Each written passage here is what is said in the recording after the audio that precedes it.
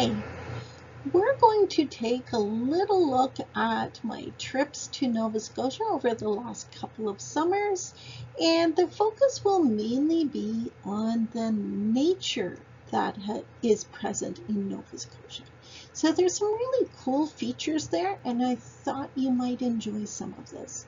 So I'll do a little mini series of little mini videos, and this particular one will focus on Blue Rocks, which is where I grew up, but we will look at some other little off the beaten path locations that we will look at some of the nature there and some of the cool things that you could look at if you were to take a trip there. So here's a sort of what we would call a breakwater. When I was growing up, it's like a little island. They have made it even more substantial by adding more rocks to it. And what it provides is a nice little sheltered location where you can put some boats, little boats in around that wharf or dock. And it's a great little spot for little fishing dories and different setups that way. Now, what Blue Rocks was at one point was a large fishing village, and people who fished were fairly prosperous as such. Not rich probably, but just doing fine. And at one point when I was a teenager, so probably in the 1980s or so, there were bigger laws put in place to cap how much fish was taken out of the ocean because there was less fish present. So in order to try to replenish the fish supplies, the government put on requirements that boats could not take as much fish. This led to economic struggles to some degree. Everyone seemed to pull through it okay, but they had to look at alternative ways of living. And Blue Rocks became a bit of a touristy place. People who live in Blue Rocks would also tend to drive into Lunenburg, which is about 10 minutes away, in order to do some sort of job related to tourism. So there was a big shift in the 80s when I was growing up to go from fishing to some other source of income. I will be including a class about the geological aspects in Blue Rocks, but you can see from these rocks on the coastline, there's a lot of lines there, and these lines are different layers of different sedimentary rock. Now this is metamorphosed sedimentary rock, and in one of the other classes we will talk a bit more about that in Blue Rocks. As you can see, there are a lot of deer in Nova Scotia. Now, it didn't seem to be quite as many this year as last year. In past years, I would see like deer every evening and every morning in the backyard at my parents' house. However, you could still see a lot of deer, and you have to watch out for deer while driving, especially at dusk, early morning and at dusk at night. Really got to watch out. Those deer will run out on you on the road. So we have a nice buck deer with its antlers, and this was behind a car mechanic garage.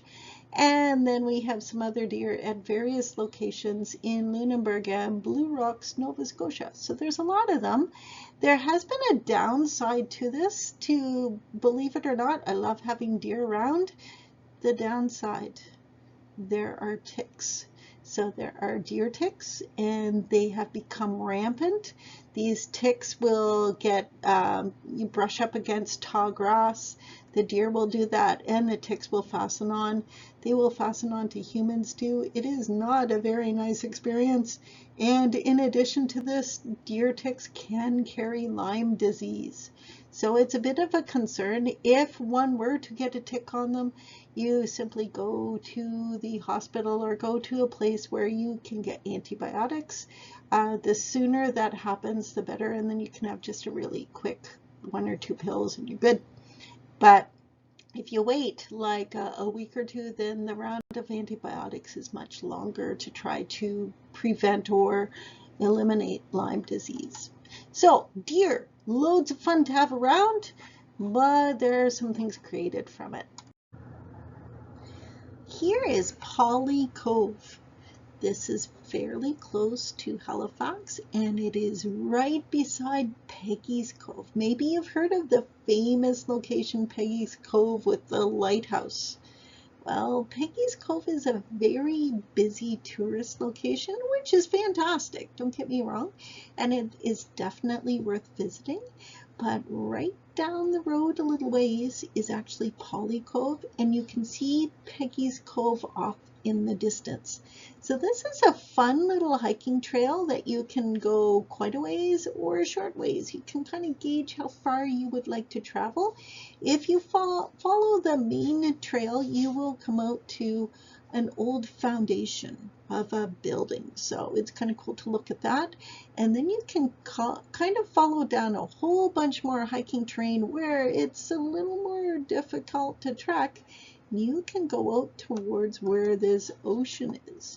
So you can follow a trail that goes all the way out, and you can go out towards facing where there are these islands. And down towards here too, you can get to a sort of beach area.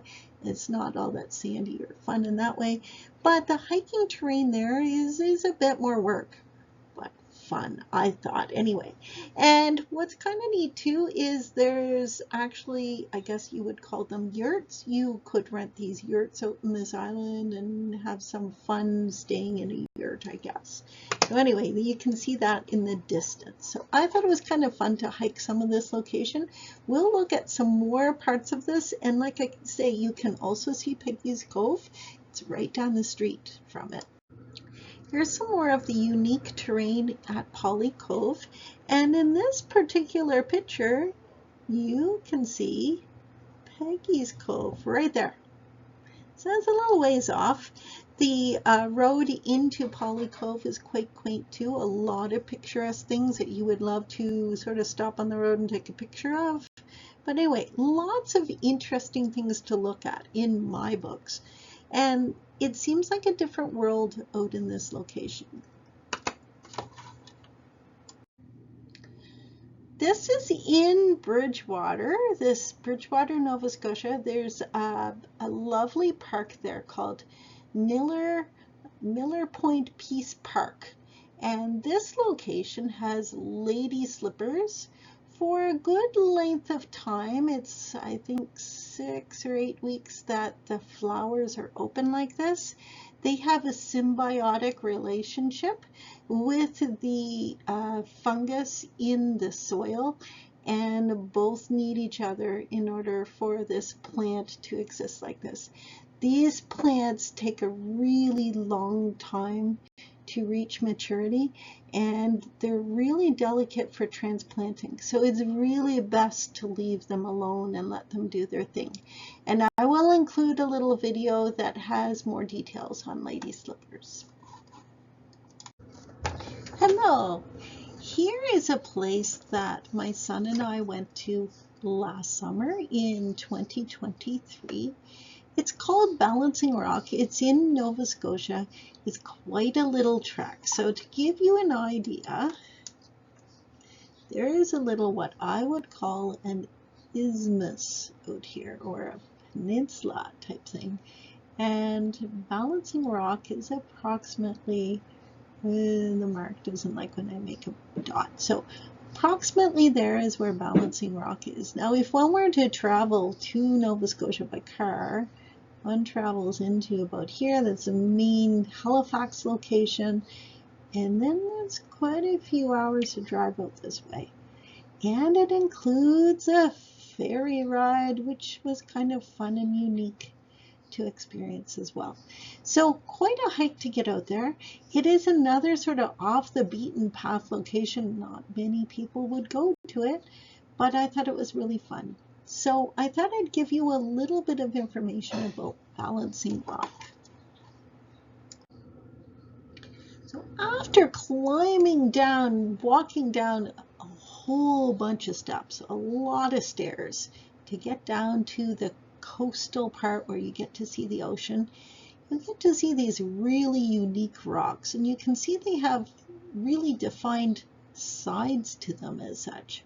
Well, these are rocks made out of basalt, columnar basalt, which is part of lava flows. So these are from volcanoes, and they are deposited around in this location.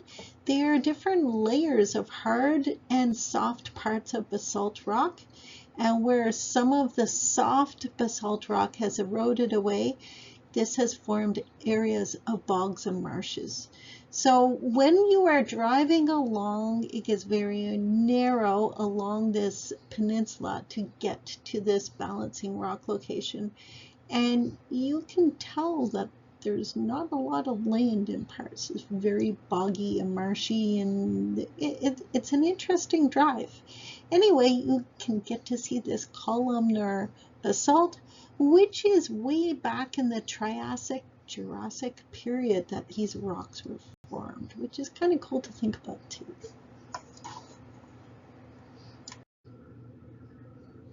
Here is the balancing rock. So after going down a ton of stairs, there's a whole deck area where you can look at the rocks that we just saw, and off to the side you can look at this huge monolithic type rock that is just barely balancing there. Maybe some year it might fall over, right?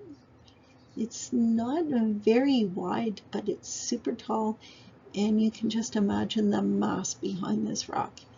There have been the odd person who has climbed this. I'm not sure how, but anyway, the odd person has kind of climbed over and done what they're not supposed to have done.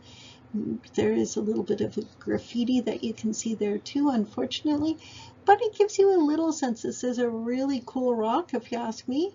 And then what do you get to do after having a day of sort of trekking around and seeing some interesting land? Maybe you could catch some sundew plants, see them at least, and then you get to take the ferry across and you get to do a really long car ride. But anyway, it was fun. I really enjoyed going to this place. This place is free as well. It's pretty remote. There's some little spots you can rest on the way, but it is remote. But I kind of enjoy that sometimes. Here's a picture plant that is in Blue Rocks, Nova Scotia. They are also at Polly Cove. You might notice that when you look at that video. And I will give you a video that has a lot more detail about the pitcher plant as well. They're pretty cool plants. Interesting, especially that they're carnivorous. Here are lupins. These are a huge favorite of mine because it just reminds me of where I grew up. I'm very nostalgic about lupins. However, I have a very mixed feeling about them now because they are not native. So they are pushing out the native plants in Nova Scotia, but they've been around for a really long time. So I'm very mixed on that. But I'll have another video that has more details on this plant. So here's Burnt Coat Head Park. This is a really neat location. It's part of the Bay of Fundy, where it's the world's largest, highest tides. This saying of where this name came from is that apparently there was a farmer at one point who put his pipe in his coat and burned his coat. So that's sort of the saying of where the name came from. I'm unclear on this. I am up in a lighthouse at this point overseeing this flower pot island. There's a few of them located in this area. It's just really neat. You can walk out on the ocean floor at low tide. Burnt Coat Head Park has the absolute world's highest tides. So in 1975, the average high tide was 47.5 feet and the extreme height was 53.6 feet high. You can kind of tell on the rock line where probably high tide comes along. I would say I am not a geologist to know for sure, but I think it would be a reasonable assumption to think that the water line was somewhere along here, right before where the plants start growing. I think that's about where this is. There are, of course, 2 high tides and 2 low tides. Now, this is not in exactly 24 hours. So over time, the times shift throughout the day a little bit. So it's within 24 hours and 50 minutes. So there's a shifting over time. You can see there are caves here. There's clay, there's sand, there's rocks of all different sorts. There are tidal pools. It's just a really neat spot to look at all different things, in my opinion. Here's a tidal pool at Burnt Coat Head Park. There are little videos of this as well. It's kind of cool. It's a tidal pool that contains a whole bunch of hermit crabs, probably about 50 of them. They take their little shells as being homes. These shells are about the size of your snail shells that are in the backyard. So these snails, we used to call them periwinkles, and I've never seen hermit crabs like this out in the real wildlife as such. It was kind of fun to see. Here, this has been a program to try to help these really large birds called osprey.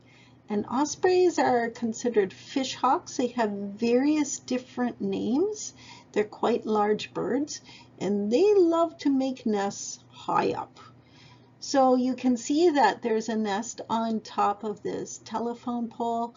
They have put up poles with special tops on them to help these birds have nests in various locations. I'm not seeing that as much now, but a few years ago, there were a lot of poles put up with really large circular spots so that osprey nests could get developed and get going. What would be a video about Nova Scotia without mentioning the Bluenose ship? So maybe you don't know much about the Bluenose ship, but the original one, it was a schooner. It was a sailboat that would race against an American ship, and it did really well. I don't know a lot about the history more than that. I know that at one point the Bluenose won. It sank, so we ended up with the Bluenose 2 being built. And at some point, this was a few years ago, Bluenose 2 was not doing very well, and we realized we had to do some repairs on it. So there was a lot of work done on whether there would be a Bluenose 3 or just repairing the Bluenose 2. And then we also have some coastline here, which is just a huge reminder to me of the lovely terrain that's in Nova Scotia. So we didn't see any whales during the whale watching trip. However, we did get to see a bunch of seals. So these seals were very active. I'll include a little video about how they were moving around on the rocks. It was kind of fun and cute to see them. So another native species in Nova Scotia. And I can't end this video without something kind of extra cute in addition to the seals. This is a cat that last year was super friendly when I was walking along the coastline on a road. And I found this one was like, it would kind of want to walk with you. And at some point you'd pet this cat for a little while. And then at some point it would cuff you. And I'm like, okay, I guess you're done being petted. But I also found this cat to be a really unique color. Now it was foggy that day, which means that probably the orange coloring in that fur really popped more than usual. It was just really kind of neat. So it was like the cat was trying to be a friend. So anyway, this is about it for our introduction to Nova Scotia. And then you will have some videos about different aspects in this province. See you soon.